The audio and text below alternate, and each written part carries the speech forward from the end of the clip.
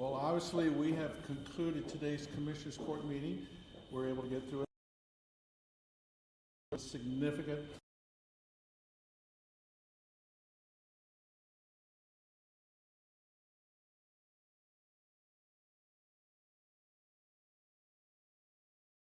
And Mr. Art, in behalf, along with Commissioner Clay Flores,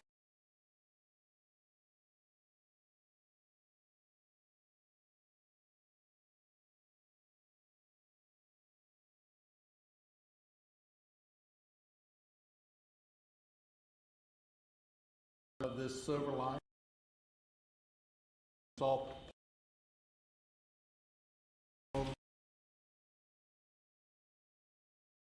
in Bear County is together.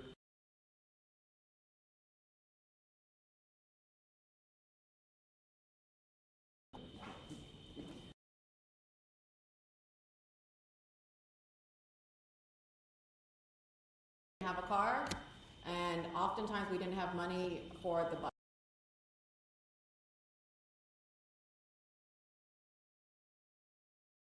which unfortunately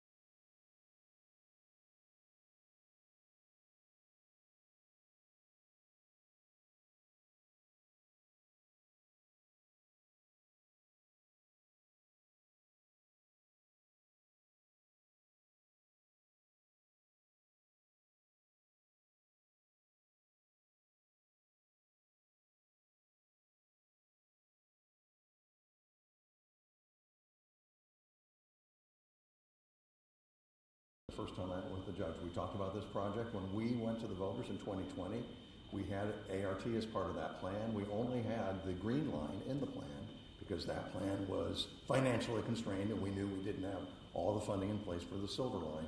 The silver line, however, was put out there as early as 2019 as part of the effort of the work that Henry Cisneros and his group did and presented. So the silver line was always the next line. We just didn't have the funding, and we were not going to promise the public something we couldn't deliver.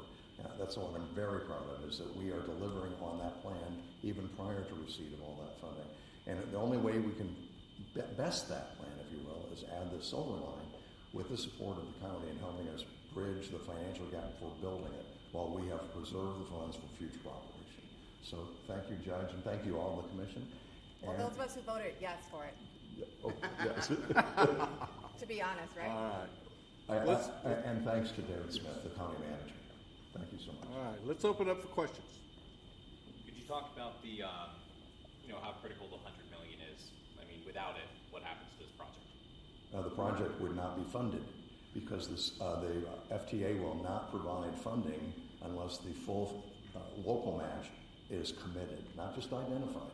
Now, I want to say again, the judge co-signed a letter with the mayor over a year ago that we put in our original submission so that we could show that we were moving toward funding, and therefore the FTA was willing to kind of accept the project and rate it.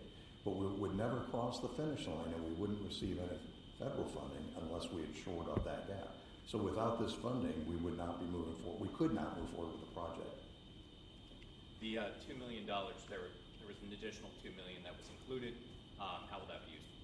That will be used to essentially underwrite fares for the first year of service on both the green line and the silver line. Those will be 2 different years, obviously, but that will underwrite those fares so that the passengers won't have to pay out of pocket because the county will have already paid for them. So completely free tickets.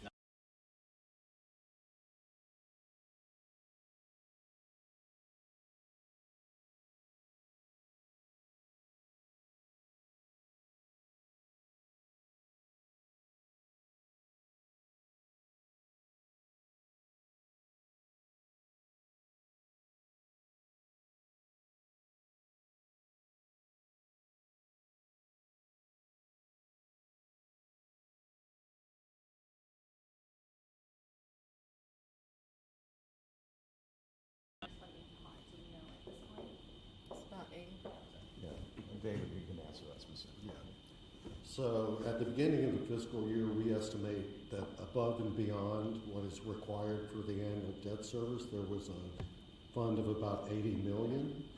We believe that when the books are finally closed on this fiscal year, that'll be closer to 92 million.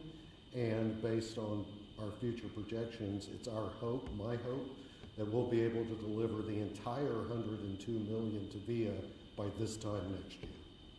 Sir, last week you guys went on a plan to reduce a debt management plan where you were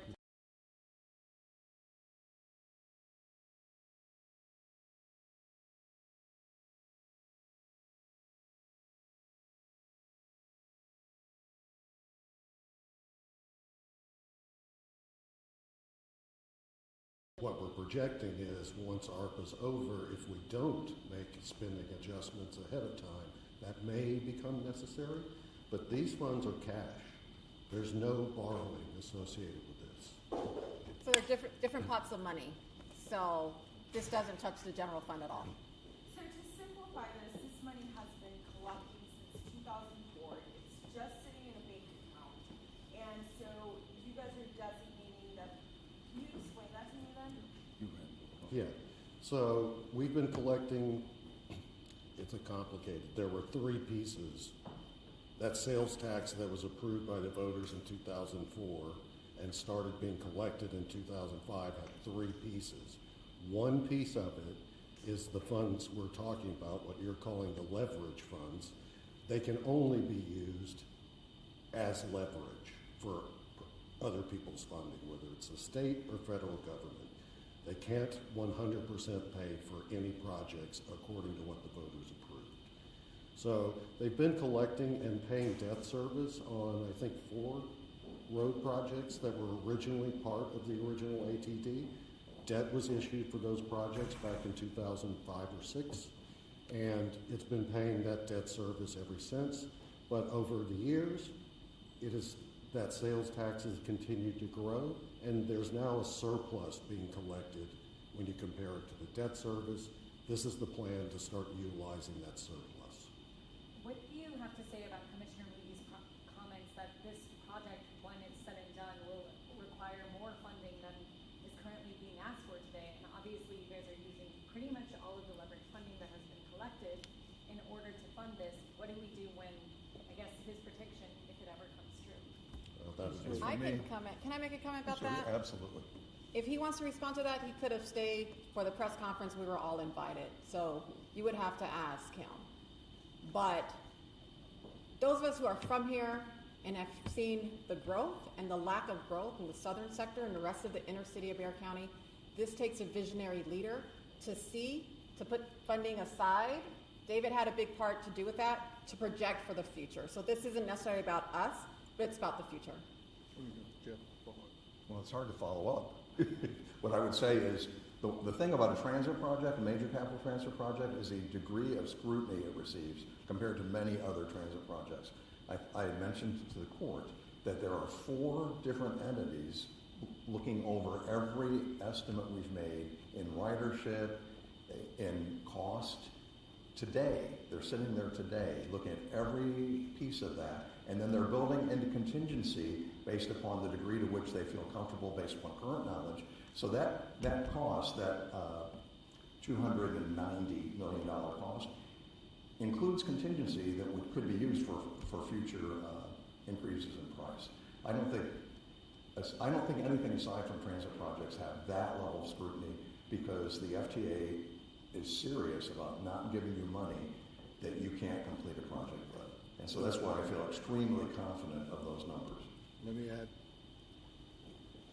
Let me add to the discussion, although it wasn't really developed up on the dais. Part of the discussions that I had with VIA as the county judge of Bexar County was not only look at this as a multimodal transportation project, but what is going to be the economic impact. And I've asked VIA, and they've given my word, that what we need to do is the city of San Antonio, because it's entirely in the city of San Antonio, Bexar County, and VIA need to look at the Silver Line, which will be Our Lady Lake to the west, all the way through downtown to Frostbank Center. We have a tremendous opportunity to provide economic development along that line. And so it's not just a bus trip. It's just not a bus line. It is an opportunity to really help that particular area of town, west side to east side, that perhaps need this more the infrastructure. And I think it dovetails to what Commissioner Clay Flores has said in regards to needs of her community in Precinct 1, which will probably be impacted by the north-south, the silver line, the green line, excuse me. And so I look at these lines as an opportunity for all stakeholders to look at these communities, or basically inner city, and figure out, can we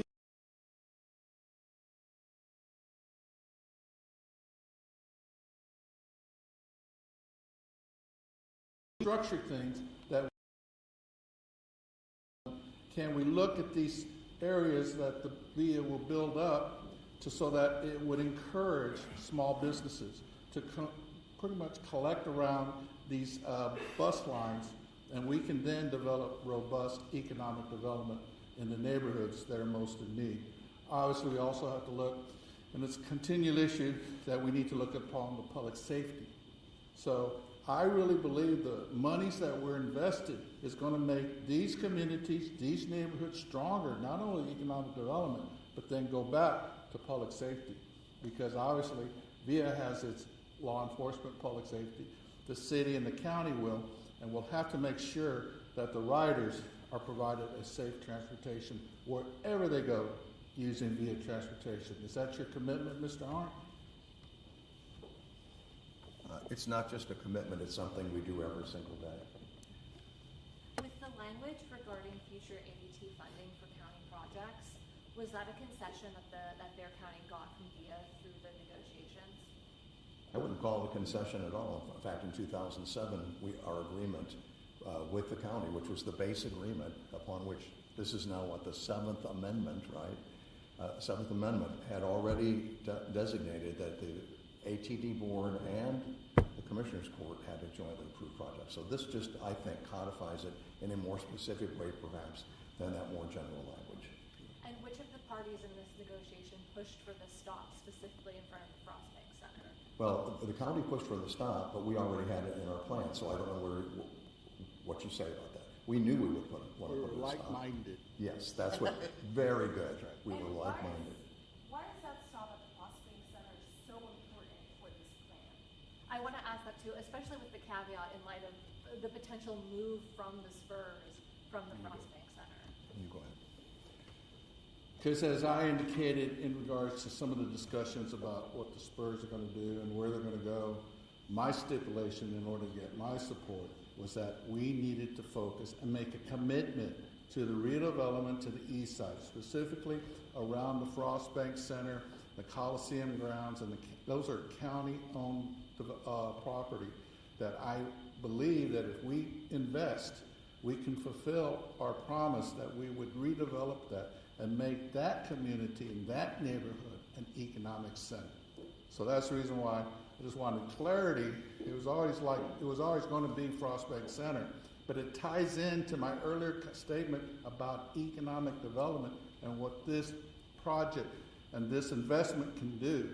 It would be really neat. I think we had a citizen to be heard that really even said it better, that this bus line could then connect, if we were on a long term, on a other multimodal transportation project, develop a rail, commuter rail, between San Antonio and Austin, especially for those Austinites who want to come and watch this championship San Antonio Spurs.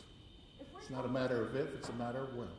If we're talking about that neighborhood specifically, I've talked to homeowners who say that promise has not been fulfilled in any way, right? They have not seen any growth in the area. I would All agree. they're seeing is traffic, and so it's really become a downer for homeowners. Nobody wants to buy when they try to sell their properties. Like, it's just not a desirable area. So how is the bus stop going to absolutely change that? Well, it's more than a bus stop. It's about economic development. The monies we're putting in is substantial.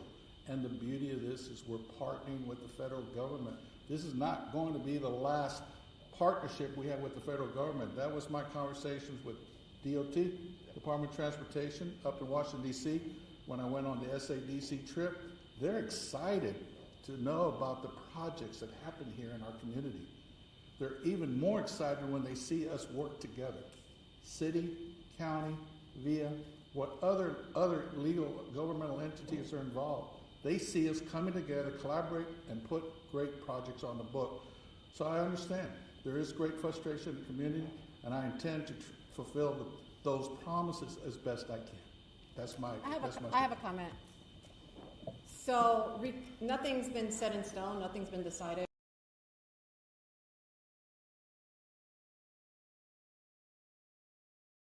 That is still county property. We